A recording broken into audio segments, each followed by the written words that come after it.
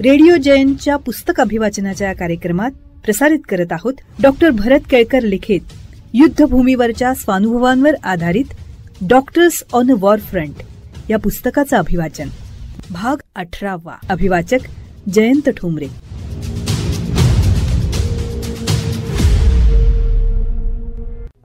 त्यावर्षी सरकारी अंदाजानुसार किमान 5 ते 6 लाख वारकरी निवृत्तीनाथ यात्रेसाठी आले.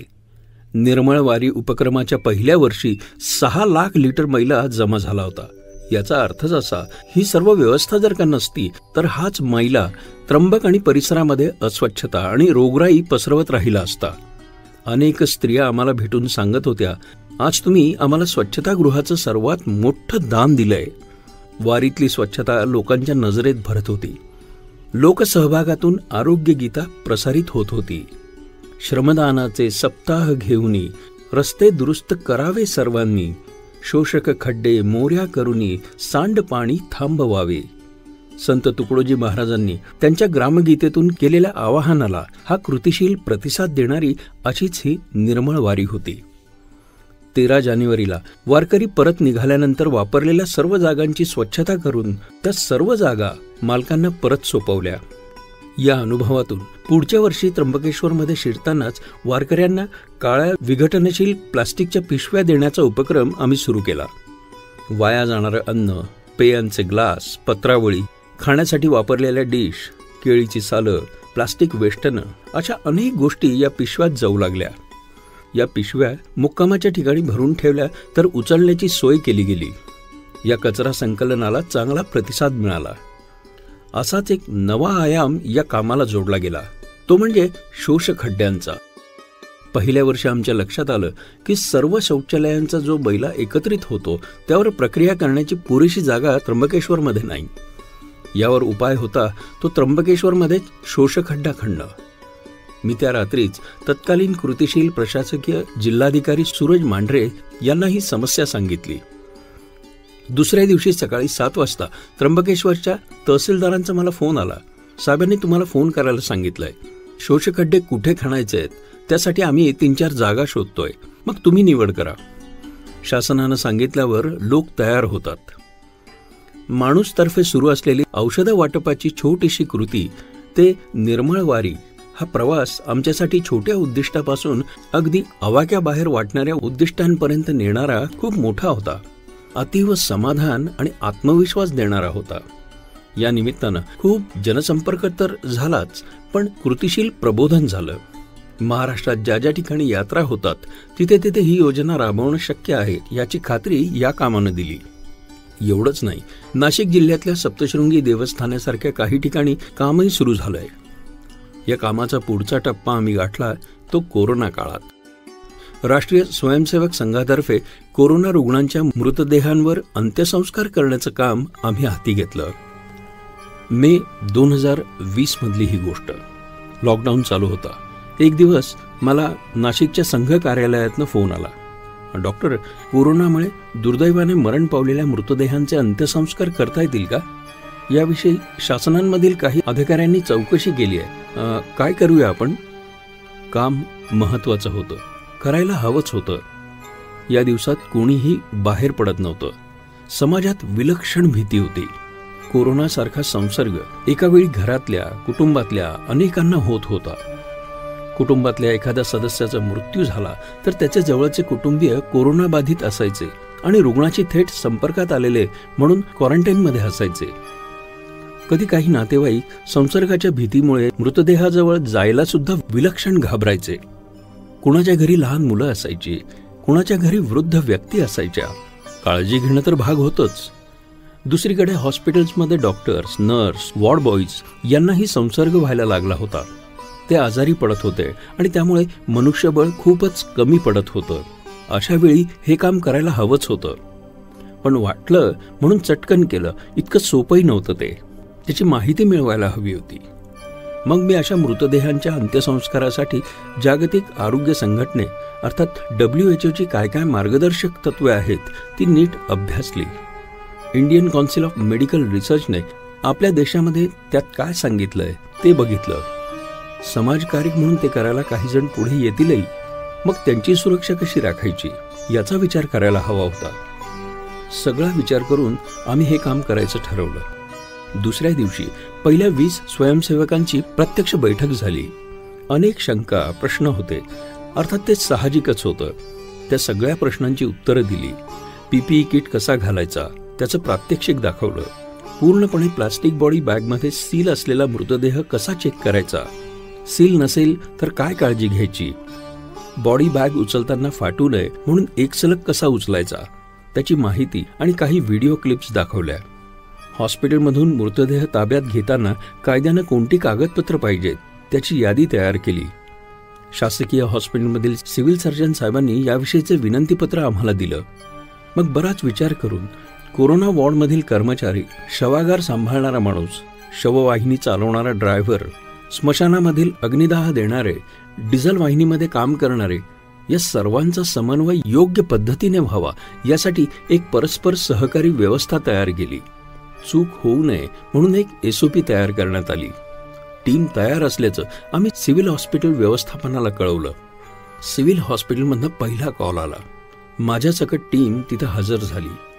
प्रत्येकानं SOP नुसार तयारी केली होती. एका मुस्लिम रुग्णाचं निधन झालं होतं. त्यांचे एकटे फक्त नातेवाईक होते. त्यांच्या दफनाची जागा हॉस्पिटलपासून 5 ते 6 किलोमीटर दूर होती. 2 जण कागदपत्रांची पूर्तता करत होते. 4 जणांनी मृतदेह ताब्यात घेऊन शववाहिकेत नेला. दफन करण्याच्या जागेपर्यंत आणि शववाहिकेतून पोहोचेपर्यंत 4 जण PPE किटमध्ये घामाघूम झाले होते. त्यात अंत्यविधीसाठी खड्डा खणायला बराच वेळ गेला. खणून झाल्यानंतर मृतदेह हळुवारपणे त्यात ठेवण्यात आला. अंत्यविधी संपल्यानंतर PPE किट काढून ते डिस्पोजेबल बॅगेत ठेवले. सर्वांवर सॅनिटायझर स्प्रे केला. बऱ्याच वेळानं प्यायला पाणी मिळाल्यानं स्वयंसेवकांना हायसं वाटलं. या पहिल्या अनुभवानंतर अंत्यसंस्कार करणारी जागा तयार असल्यानंतरच हॉस्पिटलच्या शवागारातून मृतदेह घ्यायचा. PPE किट घालायच्या अगोदर सर्वांनी थोडं खायचं, अगदी लघवी पण करून घ्यायची, अशा बऱ्याच गोष्टी मार्गदर्शक तत्वांमध्ये सामावल्या गेल्या. काम सुरू झालं. काही महिलांसह अनेक जण यात सहभागी झाले. काही वेळा एका दिवशी अनेक मृतदेहांचे अंत्यसंस्कारही या कार्यकर्त्यांनी केले. शववाहिनीचा ड्रायव्हर, डिझेल दाहिनीतील कर्मचारी यांचे इन्शुरन्स काढून दिले. कार्यकर्त्यांचे अनुभव विलक्षण होते. अनेकांनी ते समाज माध्यमावर व्यक्तही केले. अजिंक्य रहाळकरने लिहिलं, आपल्या कोरोनाबाधित बायकोला आणि क्वारंटाईन केलेल्या मुलीला रुग्णालयातच सोडून पळून जाणारा आणि नंतर पकडून आणल्यानंतर अंत्यविधीसाठी येण्यास नकार देणारा नवरा असो, एक रुग्ण मृत झाल्यानंतर त्याच्याशी आपला काहीही संबंध नाही असं म्हणणारे नातेवाईक असोत, स्वतःच्या काकांच्या अस्थी घ्यायला नकार देणारे त्याचे पुतणे असोत, किंवा दादा कोणी मदत करा ना, माझ्या बापाला खांदा द्यायला कोणीच येईना, तुम्ही कोण कुठले, पण माया बापाचं सगळं केलं असं म्हणत घळाघळा अश्रू ढाळत सतत हात जोडून धन्यवाद देणारा पोरगा असो. या कार्यात सहभागी झालेल्या प्रत्येक स्वयंसेवकाला आयुष्याच्या विरोधाभासाचे बरे वाईट असे अनेक अनुभव आलेत. वीरेन कुलकर्णी म्हणतो, हे सर्व करत असताना माझ्या मनामध्ये एकच विचार सतत येत होता, जी व्यक्ती मृत पावली आहे त्यांचे जवळचे नातेवाईक सुद्धा त्याचं अंत्यदर्शन घेऊ शकत नाहीत. त्या सर्वांना त्या क्षणी काय वाटत असेल. सिव्हिल हॉस्पिटलमध्ये गेल्यानंतर तिथली परिस्थिती पाहिली. तिथले doctors, nurses, ward boy, ambulance driver या साऱ्यांच्या अविरत परिश्रमाला आणि धाडसाला नमन करावं तेवढं थोडं आहे. या सर्व लोकांबरोबर त्यांचे कुटुंबीय रोज काय मनस्थितीत जगत असतील याचा विचारही करवत नाही. कुणी संन्यासाच्या मृतदेहावर अंत्यसंस्कार केले होते आणि त्याच्या नातेवाईकांना ती व्यक्ती जगात नाही हे कधी आणि कसं कळणार असा प्रश्न पडला होता. कोणाला मृत व्यक्तीच्या 10-12 वर्षाच्या मुलाची अवस्था वर्णन करण्यास शब्दच सापडत नव्हते. कुणी पत्नीच्या मृतदेहावर अंत्यसंस्कार केले होते आणि त्याच रुग्णालयात उपचार घेत असलेल्या पतीला हे कसं सांगावं असा प्रश्न पडला होता. कोणा मृतांचे नातेवाईक जवळ यायला घाबरत होते, तर कोणाचे नातेवाईक मृतदेह गावी घेऊन जायचा आहे म्हणून हट्ट धरून बसले होते. एकसारखा दुसरा नाही असे अनेक अनुभव या कार्यकर्त्यांनी घेतले. मी मात्र आपल्या देशात परदेशात घेतलेल्या या साऱ्या अनुभवांनी समृद्ध होत गेलो. माणूस सुरू झाली त्याच्या थोडंसं आधी डॉक्टर्स विदाऊट बॉर्डर विषयी मला माहिती झालं होतं. या संस्थेबद्दल, तिच्या कामाबद्दल अधिकाधिक माहिती मिळवण्याचा प्रयत्न मी करायला लागलो होतो. एकीकडे आदिवासींवर उपचार करणं, दुसरीकडे वारकऱ्यांना औषध देणं आणि तिसरीकडे युद्धात जखमी झालेल्यांवर केवळ मानवतेच्या भावनेने उपचार करणं. मूल्य तीच होती, मात्र जिथे काम करणार तो प्रदेश आणि तिथली परिस्थिती वेगळी होती. ज्यांच्यासाठी काम करणार ती माणसं आणि त्यांची गरज ही वेगळी होती. आपल्या देशात काम करत असताना तो कुणाच्या जीवनमरणाचा प्रश्न नव्हता. युद्धग्रस्त प्रदेशात काम करताना मात्र प्रत्येक श्वासाची किंमत समजत होती. आपल्या देशातील शांतता आणि सुरक्षितता पुन्हा पुन्हा जाणवत होती. तिथली असुरक्षितता, अनिश्चितता, अशाश्वतता, हिंसा आणि त्या सगळ्यात जिवंत असणारी आणि जिवंत ठेवणारी निरागसता, या सगळ्यात आपली माणसं, आपलं कुटुंब यांचं महत्त्व अधोरेखित होत गेलं. निरागस चेहरे आणि त्यांची हरवलेली माणसं कित्येक दिवस डोळ्यासमोर दिसत असत. त्यांचा विचार मनाबाहेर करणं अशक्यच होत होतं. पण आता या सगळ्यांचा आपल्या कामावर परिणाम होऊ न देण्याचं कौशल्य अंगी बाणत गेलं. दुसरीकडे आपल्याला न पटणाऱ्या, न रुचणाऱ्या गोष्टी स्वीकारण्याची ताकद देखील वाढली. आसपासच्या गोष्टींकडे, घटनांकडे बघण्याचा माझा दृष्टिकोनच बदलला. मी शांत झालो. नाईलाज म्हणून अनेक गोष्टी सहन करत होतो, आता त्याचा सहज स्वीकार करायला शिकलो. वारी आणि कोरोनाच्या बाबतीत आपल्याच माणसांमध्ये काम करणं होतं. MSFच्या कामात मात्र तसं नव्हतं. ज्यांच्यावर आम्ही उपचार केले, ज्यांना स्वतःच्या पायावर शब्दशः उभं केलं, ज्यांचे प्राण वाचवले, ती माणसं आयुष्यात पुन्हा कधीही भेटण्याची शक्यता नव्हती. अशा परिस्थितीत कसलीही अपेक्षा न करता उघडले मी दार माझे मानवांनो आत या रे असं म्हणत त्यांच्यावर उपचार करणं हा मला अगदी समृद्ध करणारा अनुभव होता. सिरियाला MSFच्या पहिल्या मिशनवर गेलो होतो तेव्हा त्यांच्यासाठी आपण जातोय अशी थोडीशी भावना मनात होती. परत आलो तेव्हा मात्र मला इतकं काही मिळालं होतं की माझी झोळी पूर्ण भरली होती.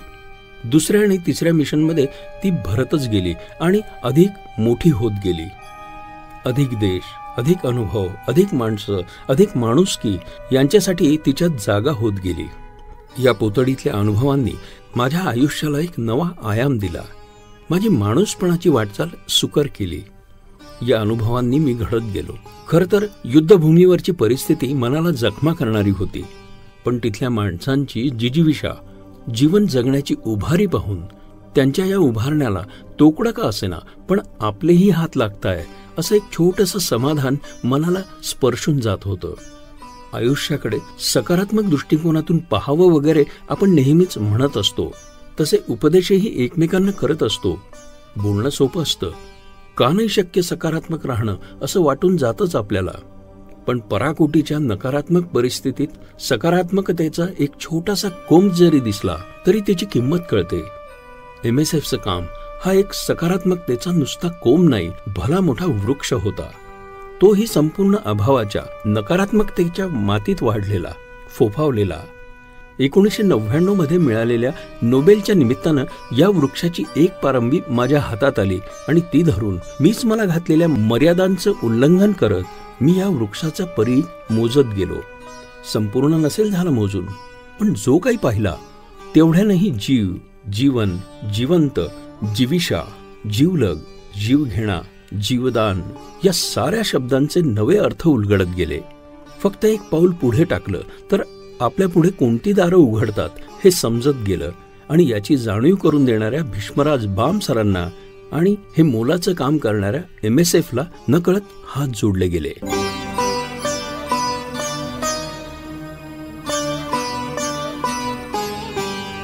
श्रोते हो, आताच आपण डॉक्टर भरत केळकर लिखित doctors on a war front या पुस्तक अभिवाचनाचा भाग 18 ऐकलात. अभिवाचक होते जयंत ठोंबरे.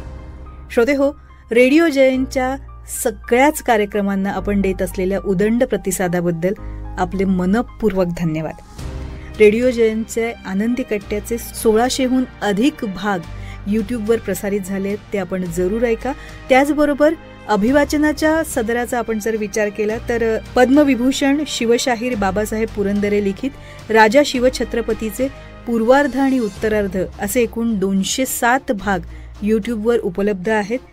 डॉक्टर यशवंत पाठक लिखित मातीचं देणं या पुस्तक अभिवाचनाचे एकूण 39 भाग रेडिओ जयंत चॅनलवर, यूट्यूबवर उपलब्ध आहेत. तसंच पूज्य साने गुरुजी लिखित सुप्रसिद्ध पुस्तक श्यामची आई या पुस्तकाचे देखील 56 भाग रेडिओ जयंतवर उपलब्ध आहेत. प्रभूजी पाठक लिखित नर्मदा परिक्रमेवर आधारित बिल्वपत्र या पुस्तकाचे 57 भाग, प्राध्यापक रमेश कोटस्थाने लिखित खुळा पाऊस या पुस्तकाचे 31 भाग, डॉक्टर शुभा साठे लिखित त्या तिघी या पुस्तकाचे एकूण 63 भाग, तसंच IPS doctor BG Shekhar Patil लिखित सत्य घटनांवर आधारित शोध या पुस्तकाचे एकूण 16 भाग, सुप्रसिद्ध लेखक, अभिनेते आणि कवी CL कुलकर्णी यांच्या अनुभूती या पुस्तकाचे 21 भाग, CL कुलकर्णी यांच्याच मेघावळ या कविता संग्रहाचे 22 भाग, ॲडव्होकेट अविनाश भिडे यांच्या सुखांत जीवनाचा या पुस्तकाचे 6 भाग, अशा दर्जेदार पुस्तकांचं अभिवाचन रेडिओ जयंतच्या यूट्यूब चॅनलवर उपलब्ध आहे. आणि हे आपणा सर्वांना विनामूल्य ऐकता येणार आहे. आणि त्यासाठी आपल्याला फक्त रेडिओ जयंत या यूट्यूब चॅनलला सबस्क्राईब करावं लागणार आहे. नोटिफिकेशनसाठी बेल आयकॉन जर तुम्ही दावला तर रेडिओ जयंतच्या येणाऱ्या नवनवीन कार्यक्रमांचं नोटिफिकेशन आपल्याला आपल्या मोबाईल स्क्रीनवर दिसेल आणि रेडिओ जयंतच्या कार्यक्रमांचा आनंद आपण घेऊ शकाल. तेव्हा जरूर ऐका आणि ऐकवा रेडिओ जयंतचे दर्जेदार कार्यक्रम. त्यासाठी रेडिओ जयंत लाईक करा, शेअर करा आणि सबस्क्राईब करा.